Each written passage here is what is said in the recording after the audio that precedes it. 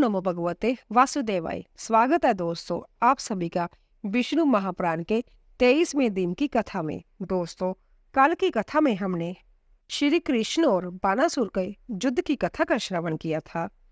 आज की कथा में हम पौंड्रक वध तथा काशी दहन की कथा का श्रवण करेंगे। बोलिए विष्णु भगवान की जय। पंचम अंश का 34वां अध्याय पौंड्रक वध तथा काशी दहन। श्री मैत्रेय जी बोले, हे गुरु, श्री विष्णु भगवान ने मनुष्य शरीर धारण कर जो लीला से ही इंद्र, शंकर और संपूर्ण देवगण को जीतकर महान कर्म किए थे, वह मैं सुन चुका। इनके सिवा देवताओं की चेष्टाओं का विघात करने वाले उन्होंने और भी जो कर्म किए थे, हे महाभाग, वह सब मुझे सुनाइए। मुझे उनके सुनने का बड़ा ही कौतूहल हो रहा है। श्री पराशर जी बोले, हे ब्रह्म ऋषि, भगवान ने मनुष्य अवतार लेकर जिस प्रकार काशीपुरी जलाई थी, वह मैं सुनाता हूँ, तुम ध्यान देकर सुनो। पौंड्रक वंशीय वासुदेव नामक एक राजा को अज्ञान मोहित पुरुष आप वासुदेव रूप से पृथ्वी पर अवतरित हुए हैं, ऐसा कहकर स्तुति किया करते थे। अंत में वह यही मानने लगे कि मैं वासुदेव रूप में पृथ्वी में अवतरित हुआ हूँ। इस प्रकार आत्म विसमर्थ हो जाने से उसने विष्णु भगवान के समस्त चिन्ह धारण कर लिए और महात्मा कृष्णचंद्र के पास यह संदेश लेकर दूत भेजा कि हे मूढ़, अपने वासुदेव नाम को छोड़कर मेरे चक्कर आदि संपूर्ण चिन्हों को छोड़ दे, और यदि तुझे जीवन की इच्छा है तो मेरी शरण में आ। दूत ने जब इसी प्रकार कहा तो श्री जनार्दन उससे हंसकर बोले, ठीक है, मैं अपने चिन्ह चक्र को तेरे प्रति छोड़ूंगा। हे दूत, मेरी ओर से तू पौंड्रक से जाकर यह कहना कि मैंने तेरे वाक्य का वास्तविक भाव समझ लिया है।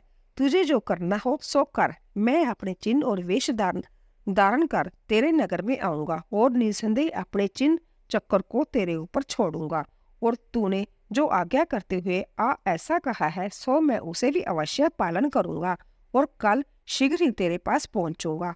हे राजन, तेरी शरण में आकर मैं वही उपाय करूंगा जिससे फिर तुझसे मुझे कोई व्यय न रहे। श्री पराशर जी बोले, श्री कृष्णचंद्र के ऐसा कहने पर जब दूत चला गया तो भगवान स्मरण करते ही उपस्थित हुए गरुड़ पर चढ़कर तुरंत उसकी राजधानी को चले गए। भगवान के आक्रमण का समाचार सुनकर काशी नरेश भी उसका पृष्ठपोषक सहायक होकर अपनी संपूर्ण सेना ले उपस्थित हुआ। तदंतर अपनी महान सेना के सहित काशी नरेश की सेना लेकर पौंड्रक वासुदेव श्री कृष्णचंद्र के सम्मुख आया। भगवान ने दूर से ही उसे हाथ चक्कर, गदा, धनुष और पद्म लिए एक उत्तम रथ पर बैठे देखा। श्री हरि ने देखा कि उसके कंठ में वैजयंती माला है, शरीर में पीताम्बर है, गरुड़ चित ध्वजा है और वक्षस्थल में श्री वत्स चिन्ह है। उसे नाना प्रकार के रत्नों से सुसज्जित किरीट और कुंडल धारण किए देखकर श्री गरुड़ ध्वज भगवान गंभीर भाव से हंसने लगे और हे द्विज, उसके हाथी घोड़ों से बलिष्ठ तथा खंडक, गदा, शूल, शक्ति और धनुष आदि से सुसज्जित सेना से युद्ध करने लगे। श्री भगवान ने एक क्षण में ही अपने धनुष से छोड़े हुए शत्रुओं को विदर्न करने वाले तीक्ष्ण बाणों तथा गदा और चक्कर से उसकी संपूर्ण सेना को नष्ट कर डाला। इसी प्रकार काशीराज की सेना को भी नष्ट करके श्री जनार्दन ने अपने चिन्हों से युक्त मुड़मोती पौंड्रक से कहा। श्री भगवान बोले, हे पौंड्रक, मेरे प्रति तूने जो दूत के मुख से जय कहलाया था कि मेरे चिन्हों को छोड़ दे, तो मैं तेरे सम्मुख उस आज्ञा को संपन्न करता हूँ। देख, जय मैंने चक्कर छोड़ दिया, जय तेरे ऊपर गदा भी छोड़ दी और जय गरुड़ भी छोड़े देता हूँ। जय तेरी ध्वजा पर आरूढ़ हो। श्री पराशर जी बोले, ऐसा कहकर छोड़े हुए चक्कर ने पौंड्रक को विदर्न कर डाला, गदा ने नीचे गिरा दिया और गरुड़ ने उसकी ध्वजा तोड़ डाली। तदंतर संपूर्ण सेना में हाहाकार मच जाने पर अपने मित्र का बदला चुकाने के लिए खड़ा हुआ काशी नरेश श्री वासुदेव जी से लड़ने लगा। तब भगवान ने धनुष से छोड़े हुए एक बाण से उसका सिर काटकर संपूर्ण लोगों को वसीमत करते हुए काशीपुरी में फेंक दिया। इस प्रकार पौंड्रक और काशी नरेश को अनुचरों को सहित मारकर भगवान फिर द्वारका को लौट आए और वहां स्वर्ग सदृश सुख का अनुभव करते हुए रमण करने लगे। इधर काशीपुरी में काशी राज का सिर गिरा देख संपूर्ण नगर निवासी विस्मयपूर्वक कहने लगे, जे क्या हुआ, इसे किसने काट डाला? जब उसके पुत्र को मालूम हुआ कि उसे श्री वासुदेव ने मारा है तो उसने अपने पुरोहित के साथ मिलकर भगवान शंकर को संतुष्ट किया। अविमुक्त महाक्षेत्र में उस राजकुमार से संतुष्ट होकर श्री शंकर ने कहा, वर मांग। वह बोला, हे भगवान, हे मेश्वर, आपकी कृपा से मेरे पिता का वध करने वाले कृष्ण का नाश करने के लिए अग्नि से कृत्या उत्पन्न हो। श्री पराशर जी बोले, भगवान शंकर ने कहा, ऐसा ही होगा। उनके ऐसा कहने पर दक्षिणा अग्नि का चयन करने के अनंतर उससे उस अग्नि का ही विनाश करने वाली कृत्या उत्पन्न हुई। उसका कराल मुख ज्वालामालाओं से पूर्ण था तथा उसके केश अग्निशिखा के समान दीप्तिमान और ताम्रवर्ण थे। वह क्रोधपूर्वक कृष्ण कृष्ण कहती द्वारकापुरी में आई। हे मुने, उसे देखकर लोगों ने व्यय विचलित नेत्रों से जगतगति भगवान मधुसूदन की शरण ली। जब भगवान चक्रपाणि ने जाना कि श्री शंकर की उपासना कर काशीराज के पुत्र ने ही जय महाकृत्य उत्पन्न की है, तो अक्ष क्रीड़ा में लगे हुए उन्होंने लीला से ही जय कहकर कि इस अग्नि ज्वाला में जटाओं वाली भयंकर कृत्या को मार डाल अपना चक्कर छोड़ा। तब भगवान विष्णु के सुदर्शन चक्कर ने उस अग्निमाला मंडित जटाओं वाली और अग्नि ज्वालाओं के कारण भयानक मुख वाली कृत्या का पीछा किया। उस चक्कर के तेज से दग्ध होकर छिन्न भिन्न होते हुए वह माहेश्वरी कृत्या अति वेग से दौड़ने लगी तथा वह चक्कर भी उतने ही वेग से उसका पीछा करने लगा। हे मुनिश्रेष्ठ, अंत में विष्णु चक्कर से हत प्रभाव हुई कृत्या ने शीघ्रता से काशी में ही प्रवेश किया। उस समय काशी नरेश की संपूर्ण सेना और प्रथमगण अस्त्र शास्त्रों से सुसज्जित होकर उस चक्कर के सम्मुख आए।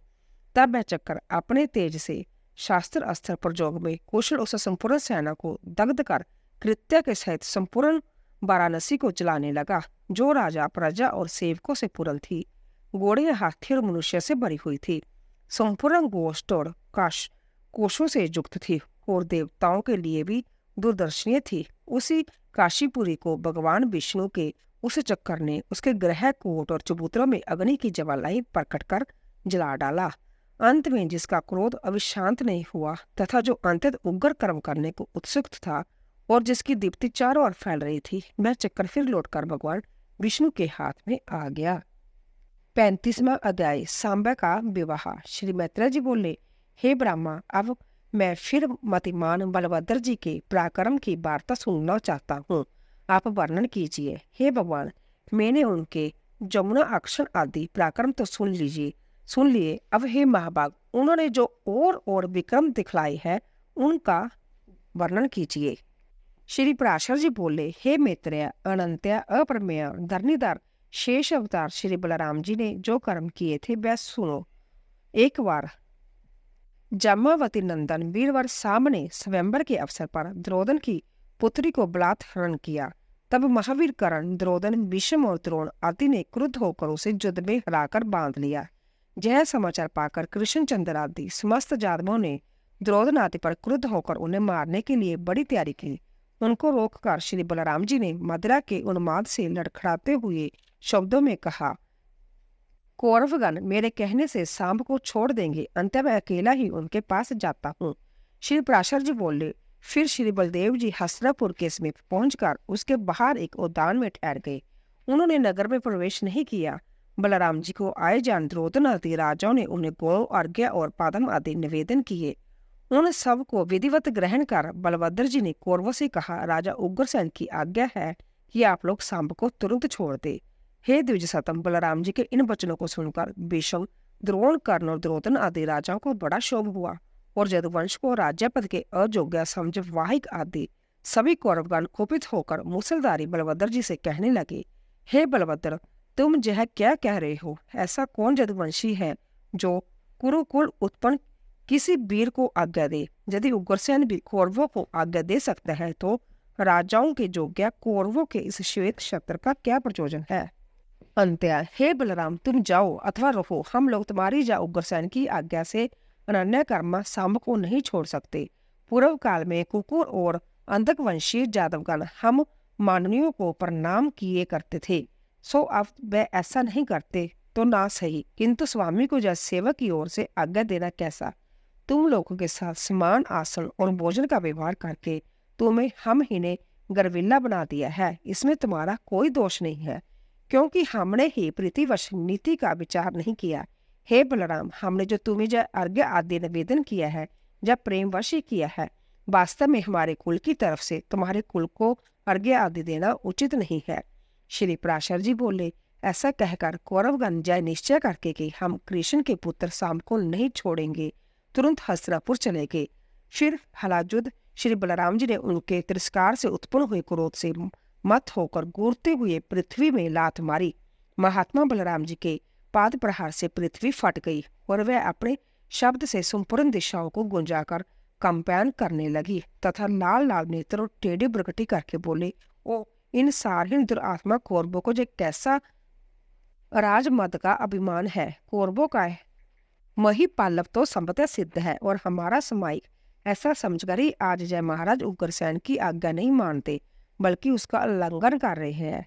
आज राजा उग्रसेन सुधर्मा सभा में संभव विराजमान होते हैं, उसमें शशिपति इंद्र भी नहीं बैठने पाते, परंतु इन कौरवों को धिक्कार है जिन्हें सैकड़ों मनुष्य के अशिष्ट राज शासन में इतनी दृष्टि है, जिनके सेवकों की स्त्रियां भी पारिजात वृक्ष की पुष्प मंजरी धारण करती है, वह भी इन कौरवों के महाराज की नहीं है।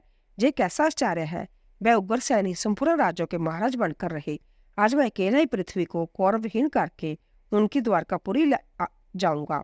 आज कर्ण, द्रोण, भीष्म, दुशासन आदि बुरी श्रभा, सोमदत्त, शल, भीम, अर्जुन, युधिष्ठिर, नकुल और सहदेव तथा अन्य समस्त कौरवों को उनके हाथी, घोड़े और रथ के सहित मारकर तथा नववधु के साथ वीरवर सांब को लेकर ही मैं द्वारकापुरी जाकर उग्रसेन आदि अपने बंधु बांधवों को देखूंगा, अथवा समस्त कौरवों के सहित उनके निवास स्थान इस हस्तिनापुर नगर को ही अभी गंगा जी में फेंक देता हूँ। श्री पराशर जी बोले। ऐसा कहकर मध्य से अरुण्य मूसलायुद्ध श्री बलभद्र जी ने हल की नोक को हस्तिनापुर के खाई और दुर्ग से युक्त प्रकार के मूल में लगाकर खींचा। उस समय संपूर्ण हस्तिनापुर सहसा डगमगाता देख समस्त कौरवगण शुभ चित्त होकर व्यावित हो गए और कहने लगे, हे राम, हे राम, हे महाबाहु, क्षमा करो, क्षमा करो। हे मूसलायुद्ध, अपना कोप शांत करके प्रसन्न होइए। हे बलराम, हम आपको पत्नी की सहित इस सांब को सौंपते हैं। हम आपका प्रभाव नहीं जानते थे, इसी से आपका अपराध किया, कृपया क्षमा कीजिए। श्री पराशर जी बोले, हे मुनि श्रेष्ठ, फिर कौरवों ने तुरंत ही अपने नगर से बाहर आकर पत्नी सहित सांब को श्री बलराम जी के अर्पण कर दिया। तब प्रणाम पूर्वक प्रिय वाक्य बोलते हुए विषम, द्रोण, कृप आदि से वीरवर बलराम जी ने कहा, अच्छा, मैंने क्षमा किया। हे द्विज, इस समय भी हस्तिनापुर गंगा की ओर कुछ झुका हुआ सा दिखाई देता है। जय श्री बलराम जी के बल और शूरवीरता का परिचय देने वाला उनका प्रभाव ही है। फिर कौरवों ने बलराम जी के सहित सांब का पूजन किया तथा बहुत से दहेज और वधु के सहित उन्हें द्वारकापुरी भेज दिया। 36वां अध्याय। श्री पराशर जी बोले, हे मैत्रेय, बलशाली बलराम जी का ऐसा ही पराक्रम था। अब उन्होंने जो और एक कर्म किया था वह भी सुनो। दिव्यविद नामक एक महावीरशाली वानर श्रेष्ठ देव विरोधी दैत्यराज नरकासुर का मित्र था। भगवान कृष्ण ने देवराज इंद्र की प्रेरणा से नरकासुर का वध किया था। इसीलिए वीर वानर द्विविद ने देवताओं से बैर ठाना। उसने निश्चय किया, मैं मृत्यु लोक का क्षय कर दूंगा और इस प्रकार जग जग आदि उच्छेद करके संपूर्ण देवताओं से इसका बदला चुका लूंगा। तब से वह अज्ञान मोहित होकर जगों को विध्वंस करने लगा और साधु मर्यादा पर मटियाने तथा देहधारी जीवों को नष्ट करने लगा। वह वन, देशपुर और विन विन ग्रामों को जला देता तथा कभी पर्वत गिराकर ग्राम आदि को चूर्ण कर डालता, कभी पहाड़ों की चट्टान उखाड़कर समुद्र के जल में छोड़ देता और फिर कभी समुद्र में घुसकर उसे शोभित कर देता। हे द्विज, उससे शोभित हुआ समुद्र ऊंची ऊंची तरंगों से उठकर अति वेग से युक्त हो अपने तीरवर्ती ग्राम पौरपुर आदि को डुबो देता था। वह कामरूपी बानर महान रूप धारण कर लौटने लगता था और अपने लुंठन के संघर्ष से संपूर्ण धान्य खेतों को कुचल डालता था। हे द्विज, उस दुर्मात्मा ने इस संपूर्ण जगत को सब अध्याय और वष्टकार से शून्य कर दिया था, जिससे यह अंतत दुखमय हो गया। एक दिन श्री बलभद्र जी क्रीड़ा आसक्त होकर मदपान कर रहे थे। साथ ही महाभागा रेवती तथा अन्य सुंदर रमणियां भी थी। उस समय जदुश्रेष्ठ श्री बलराम जी मंदराचल पर्वत पर कुबेर के समान रेवतक संभ्य रमण कर रहे थे। इसी समय वहां द्विविद वानर आया और श्री हरधर के हल और मूसल लेकर उनके सामने ही उनकी नकल करने लगा। वह दुरात्मा बानर उन स्त्रियों की ओर देख देख कर हंसने लगा और उसने मदिरा से भरे हुए गड्ढे फोड़कर फेंक दिए। तब श्री हरदर ने क्रुद्ध होकर उसे धमकाया, तथापि वह उनकी अवज्ञा करके किलकारी मारने लगा। फिर श्री बलराम जी ने मुस्कुराकर क्रोध से अपना मूसल उठा लिया तथा उस बानर ने भी एक भारी चट्टान ले ली और उसे बलराम जी के ऊपर फेंक दी। किंतु जब वीर बलभद्र जी ने मूसल से उसके हजारों टुकड़े कर दिए, जिससे वह पृथ्वी पर गिर पड़ी, तब उस बानर ने बलराम जी के मूसल का बार बचाकर रोषपूर्वक अंतत वेग से उनकी छाती में गुस्सा मारा। फिर बलभद्र जी ने भी क्रुद्ध होकर देवद के सिर में गुस्सा मारा, जिससे वह रुधिर बमन करता हुआ निर्जीव होकर पृथ्वी पर गिर पड़ा। हे मैत्रेय, उसके गिरते समय उसके शरीर का आघात पाकर इंद्र वज्र से विदर्ण होने के समान उस पर्वत के शिखर के सैकड़ों टुकड़े हो गए। उस समय देवता लोग बलराम जी के ऊपर फूल बरसाने लगे और वहां आकर आपने यह बड़ा अच्छा किया ऐसा कहकर उनकी प्रशंसा करने लगे। हे वीर, दैत्य पक्ष के उपकारक इस दुष्ट बानर ने संसार को बड़ा कष्ट दे रखा था। यह बड़े ही सौभाग्य का विषय है कि आज यह आपके हाथों मारा गया। ऐसा कहकर देवगण अंतित हर्षपूर्वक स्वर्गलोक को चले आए। श्री पराशर जी बोले, शेष अवतार धरणीधर दरिमान बलभद्र जी के ऐसे ही अनेकों कर्म हैं जिनका कोई प्रमाण तुलना नहीं बताई जा सकती। 37वां अध्याय, ऋषियों का शाप, जदुवंशी विनाश तथा भगवान का शब्दाम सिधारना।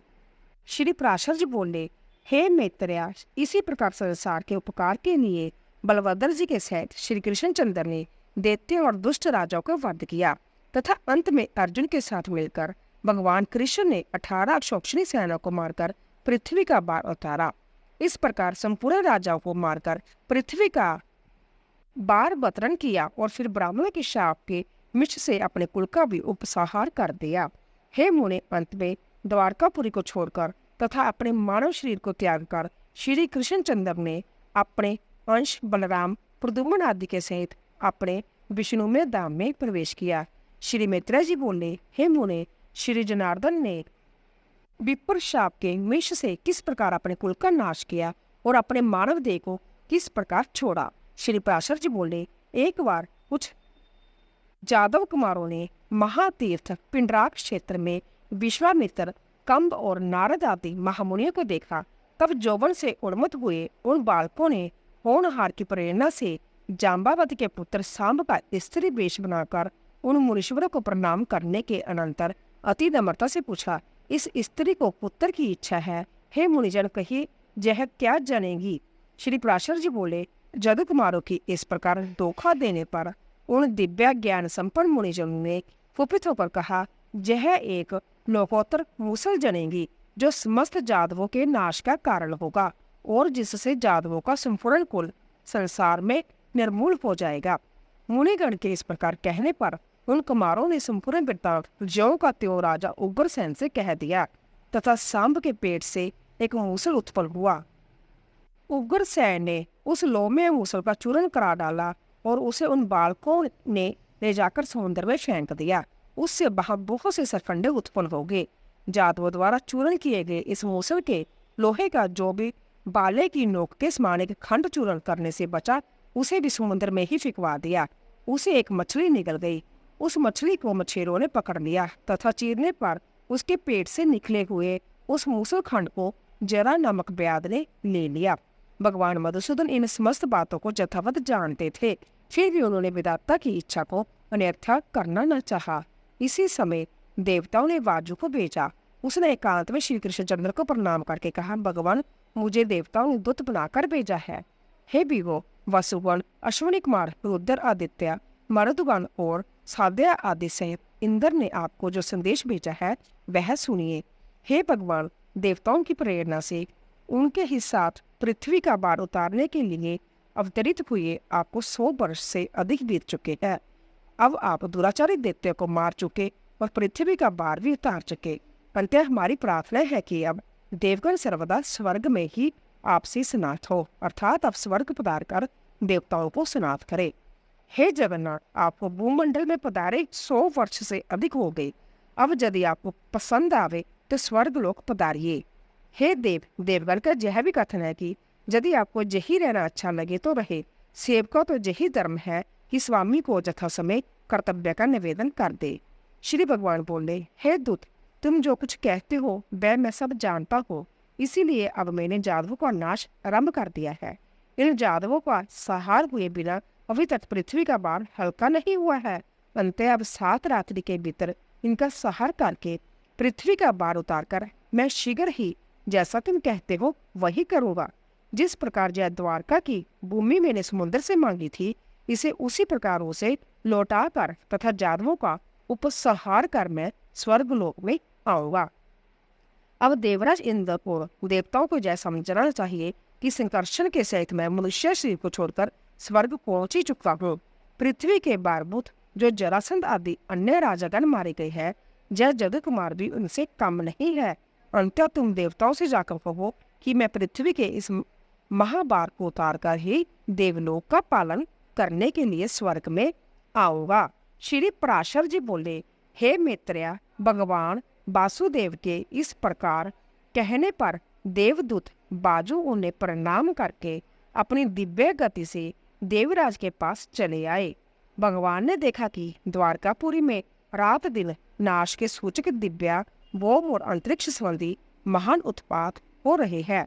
उन उत्पातों को देखकर भगवान ने जादवों से कहा, देखो यह कैसे घोर उपद्रव हो रहे हैं।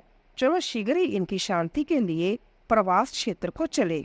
श्री पराशर जी बोले, कृष्णचंद्र के ऐसा कहने पर महाभागवत जादव श्रेष्ठ उद्धव ने श्री हरि को प्रणाम करके कहा, भगवान, मुझे ऐसा प्रतीत होता है कि अब आप इस कुल का नाश करेंगे, क्योंकि हे अच्युत, इस समय सब और इसके नाश के सूचक कारण दिखाई दे रहे हैं।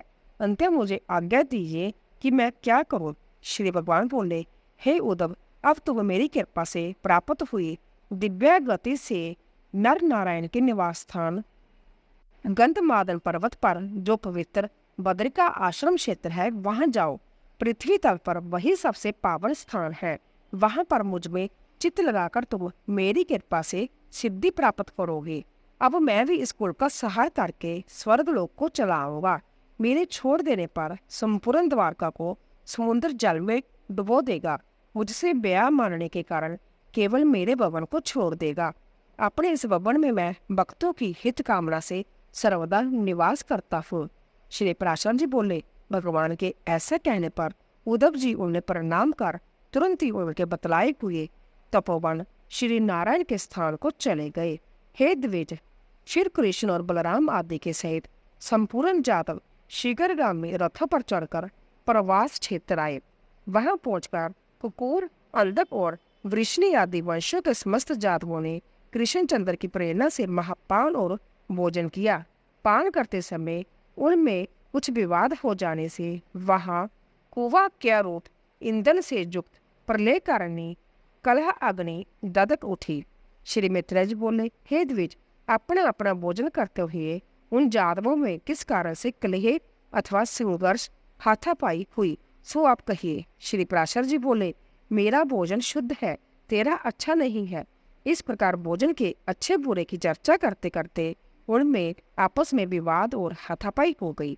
तब वह देवी प्रेरणा से विवश होकर आपस में क्रोध से रक्त नेत्र हुए एक दूसरे पर शास्त्र प्रहार करने लगे।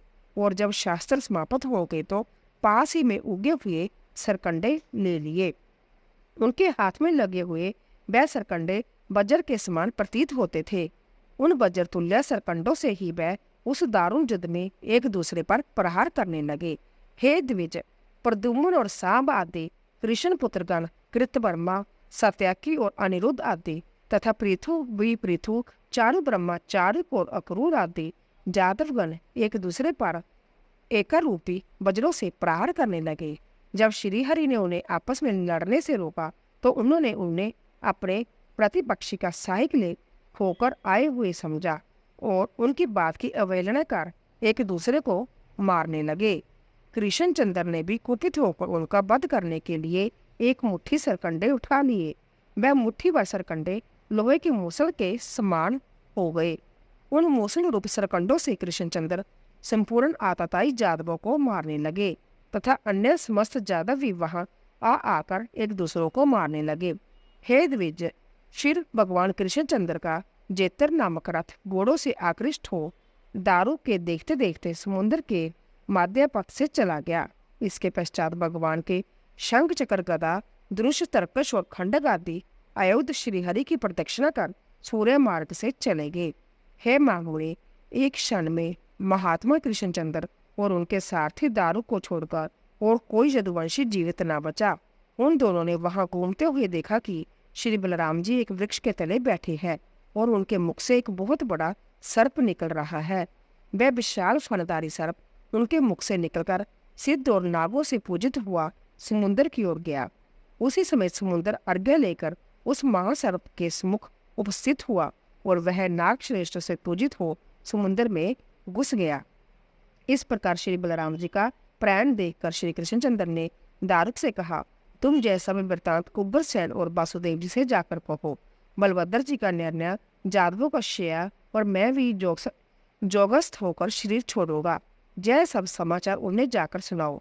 संपूर्ण द्वारकावासी और उग्रसेन से कहना कि अब इस संपूर्ण नगरी को समुद्र डुबो देगा। इसीलिए आप सब केवल अर्जुन के आगमन की प्रतीक्षा और करें तथा अर्जुन के जहाँ से लौटते ही फिर कोई भी व्यक्ति द्वारका में ना रहे। जहाँ वह करुण नंदन जाए वही सब लोग चले जाए। कुंती पुत्र अर्जुन से तुम मेरी ओर से कहना कि अपने सामर्थ्य अनुसार तुम मेरे परिवार के लोगों की रक्षा करना और तुम द्वारकावासी सभी लोगों को लेकर अर्जुन के साथ चले जाना। हमारे पीछे वज्र यदुवंश का राजा होगा। श्री पराशर जी बोले, भगवान श्री कृष्णचंद्र के इस प्रकार कहने पर दारुक ने उन्हें बार बार प्रणाम किया और उनकी अनेक परिक्रमाएं कर उनके कथन अनुसार चले गए। उस महाबुद्धि ने द्वारका में पहुंचकर संपूर्ण वृत्तांत सुना दिया और अर्जुन को वहां लाकर वज्र को राजा अभिषेक करा दिया। इधर भगवान कृष्णचंद्र ने समस्त भूतों में व्याप्त वासुदेव स्वरूप परम ब्रह्मा को अपने आत्मा में रोपित कर उनका ध्यान किया तथा हे महाभाग, वह पुरुषोत्तम लीला से ही अपने चित्त को निष्प्रपंच परमात्मा में लीन कर तुरीय पद में स्थित हुए। हे मुनिश्रेष्ठ, दुर्वासा जी ने श्री कृष्णचंद्र जी के लिए जैसा कहा था उस द्विज वाक्य का मान रखने के लिए वह अपनी जानुओं पर चरण रखकर जोग युक्त होकर बैठे। इसी समय जिसने मुसल के बचे हुए तोमर बाण में लगे हुए लोहे के टुकड़े के आकार वाले लोहखंड को अपने बाण की नोक पर लगा लिया था, वह जरा नामक व्याध वहां आया। हे द्विजोत्तम, उस चरण को मृगाकार देख उस व्याध ने उसे दूर से ही खड़े खड़े उसी तोमर से बींध डाला, किंतु वहां पहुंचने पर उसने एक चतुर्भुज रूपधारी मनुष्य देखा। जय देखते ही वह चरणों में गिरकर बारंबार उनसे कहने लगा, प्रसन्न होइए, प्रसन्न होइए, मैंने बिना जाने ही मृग की आशंका से यह अपराध किया है, कृपया क्षमा कीजिए, मैं अपने पाप से दग्ध हो रहा हूँ, आप मेरी रक्षा कीजिए। श्री पराशर जी बोले, तब भगवान ने उसे कहा, लुब्धक, तू तनिक भी न डर, मेरी कृपा से तू अभी देवताओं के स्थान स्वर्ग लोक को चला जाएगा। इन भागवत वाक्यों के समाप्त होते ही वहां एक विमान आएगा, उस पर चढ़कर वह व्याध भगवान की कृपा से उसी समय स्वर्ग को चला गया। उसके चले जाने पर भगवान कृष्णचंद्र ने अपने आत्मा को अव्यय, अचिंत्य, वासुदेव स्वरूप, अमर, अजन्मा, अमर, अप्रमेय, अखिल आत्मा और ब्रह्मा स्वरूप विष्णु भगवान में लीन कर त्रिगुणात्मक गति को पार करके इस मनुष्य शरीर को छोड़ दिया। तो दोस्तों, इसी तरह 37वां अध्याय पूरा हुआ। दोस्तों, कल की कथा में हम छठा अंश शुरू करेंगे। बोलिए विष्णु भगवान की जय। तो दोस्तों, कृपया जाने से पहला कमेंट बॉक्स में ओम नमो भगवते वासुदेवाय, राधे राधे, जय श्री कृष्ण अवश्य लिखिए। आप सभी का धन्यवाद।